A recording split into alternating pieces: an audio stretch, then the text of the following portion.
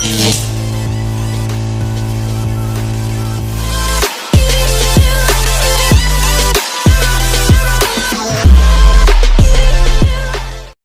wabarakatuh. Kenalkan, nama saya Mutiana. Di sini saya akan menjelaskan statistik data homogen dan tidak normal untuk memenuhi mata kuliah statistika tugas akhir ujian akhir semester.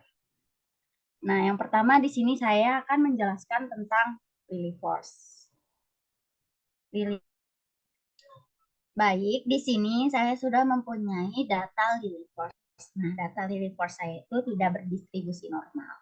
Nah, kenapa data Rayleigh force tidak berdistribusi normal? Karena data Rayleigh force ini saya ambil dari G12 dan G13. Nah, G12 dan 13 saya itu ada di I-hitung dan I-tabel. Nah, di sini saya akan menjelaskan I-hitungnya terlebih dahulu. Data I-hitung yaitu saya ambil dari maksimum data dari luas jumlah JI, ambil SJI. Berarti kalau dari maksimum data itu berarti dari data yang terbesar ya. Nah, dari data yang terbesarnya itu di sini yaitu 0,13.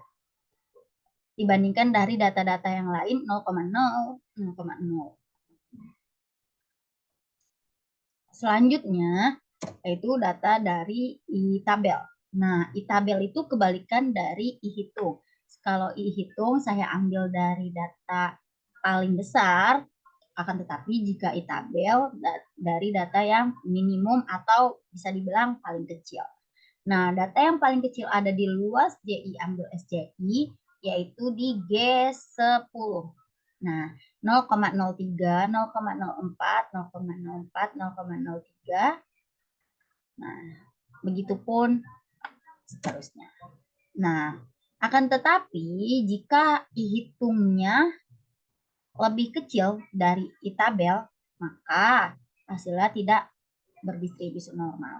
Contoh datanya saya tukar, yaitu contohnya sama dengan minimum G10.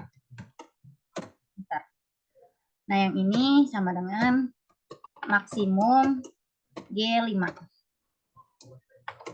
Enter. Nah, datanya berdistribusi normal. Kenapa? Karena I-tabelnya lebih besar dari I-hitung. Tetapi data asli yang saya punya itu I-hitungnya lebih besar daripada I-tabel. Makanya data asli saya tidak berdistribusi normal.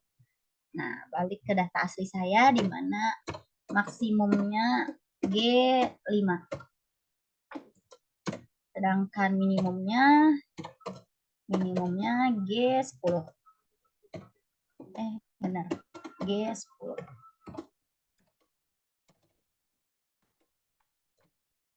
G10. Nah, tidak berdistribusi normal. Jadi teman-teman sudah paham kan kalau misalkan data yang saya punya tidak berdistribusi normal itu karena dari hasil I-hitungnya itu lebih besar dari I-tabel. Akan tetapi jika I-tabel lebih besar dari itu, maka data saya berdistribusi normal. Nah, data yang saya punya tidak berdistribusi normal karena I-tabelnya lebih kecil dari I-hitung. Oke, semoga teman-teman dapat pahami. Lalu selanjutnya di sini saya akan menjelaskan Bartlett.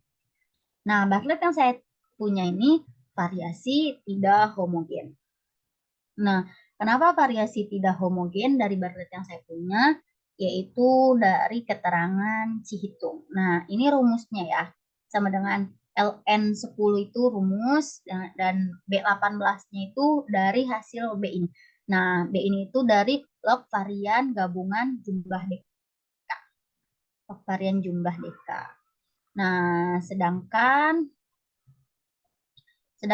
Citabel rumusnya LN10 B19 F6. Nah, B19 itu dari Cihitung, F6 itu dari Dekalog. Nah, kalau misalkan Cihitungnya belum ditemukan hasilnya, maka Citabel pun tidak akan menemukan hasilnya karena dia saling bergantungan. Sedangkan kalau Cihitung dari B18, B18 itu ini ya, log varian gabungan jumlah DK. Nah, kita lihat ya yang ini. Nah, rumusnya log B17 6 B6. Nih, B6 itu ini hasil jumlah data yang saya punya, yaitu 61 data.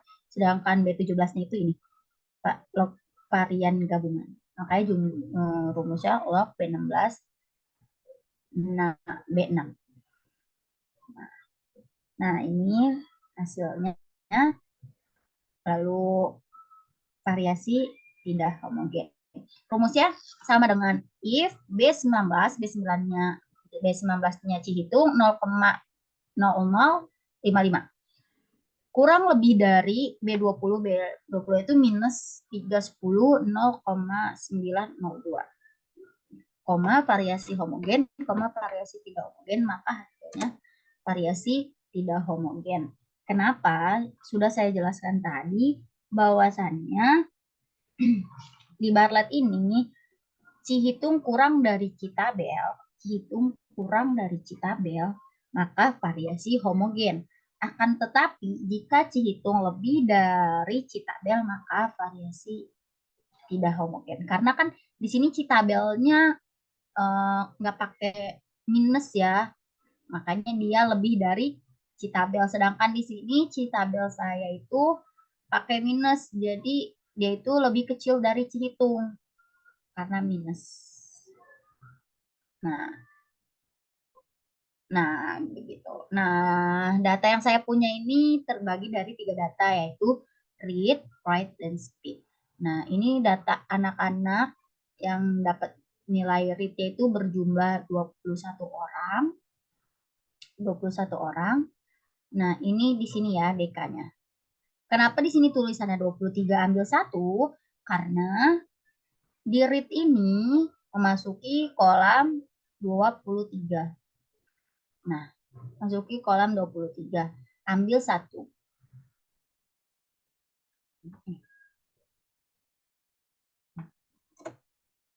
Nah, itu dia.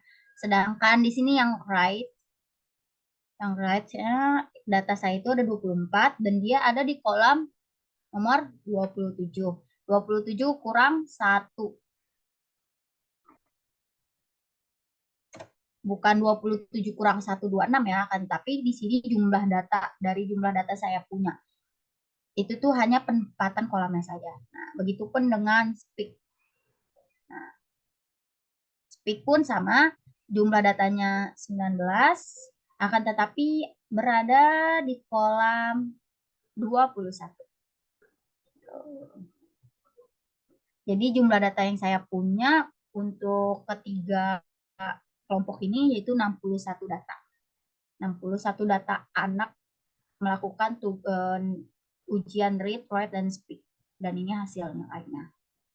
Nah, mungkin cukup sekian presentasi data yang saya punya. Kurang lebihnya mohon maaf apabila ada kesalahan, baik disengaja atau tidak. Baik kekurangan data saya atau rumus saya yang saya jelaskan kurang jelas, mohon dimaafkan, dan karena saya masih belajar, mohon dikoreksi dan diperbaiki.